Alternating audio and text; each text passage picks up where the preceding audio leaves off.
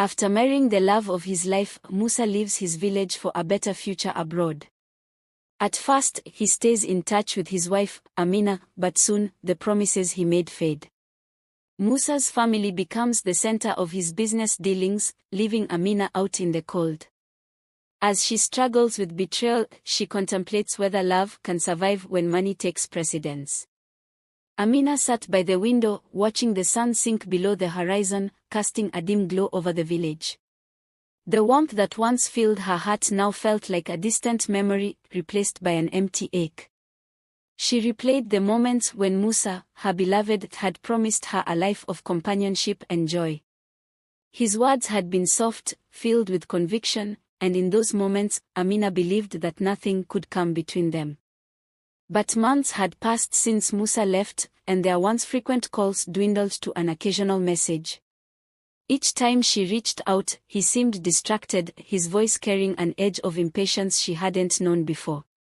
Then came the abrupt shift when Musa's family began to take over his business affairs, their decisions often overshadowing her concerns.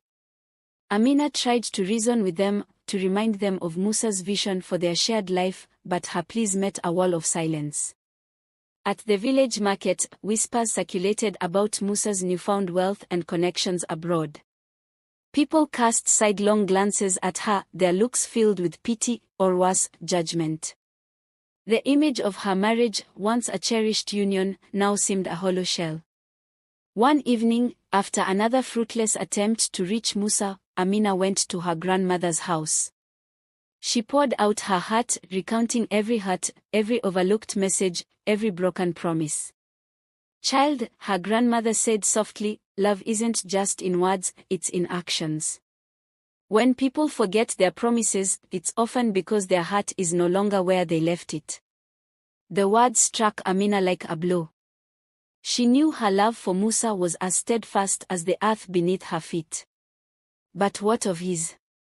And as she returned home, she realized that the question was no longer if Musa's heart had wandered, it was what she would do if it had. In the following days, Amina busied herself with the chores around the house, determined to keep her mind occupied. Yet, the ache in her chest lingered, a constant reminder of the growing distance between her and Musa. She had always been resilient, but this was different, this was the betrayal of a love she had believed in. One afternoon, a letter arrived bearing the crest of a foreign bank. It was a notice: Musa had transferred his savings into a joint account with his brother.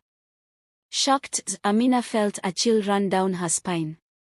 This wasn't the Musa she knew, the man who had once entrusted her with his heart and future.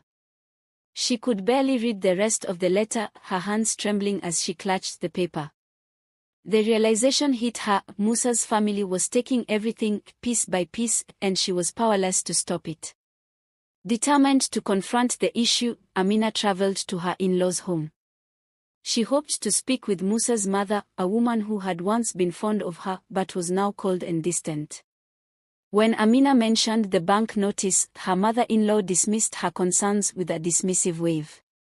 "Musa has asked his brother to take charge of his finances while he's away," she said coolly.